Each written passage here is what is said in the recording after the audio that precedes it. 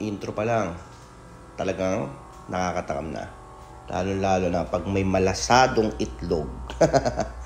Opo, gagawa tayo ngayon ng sinangag. Sinangag ba tawag dito? Chowpan. Hindi ko alam eh. Kayo nang bahala kung anong gusto nyo itawag. So, pwede natin umpisahan to. Mag-isa lang tayo muna ng itlog na scrambled egg. Siyempre, kailangan natin siyang halu-haluin hanggang sa maluto na siya ng tuluyan, siyempre. Para maganda yung pagkakabuhaghag niya sa kanin mamaya. So, pwede natin isunod yung kangkong. Option na lang guys, kasi may leftover pa akong kangkong sa sinangag, kaya hinalo ko na rin, sayang eh. So, lalagyan natin siya ng kanin, syempre, at liquid seasoning, onti lang at baka mapaalat. Tapos, lalagyan na natin siya ng mixed vegetable. Yan. Onti lang din. Tapos, itong gochujang na paste or Korean paste. So, onti lang din.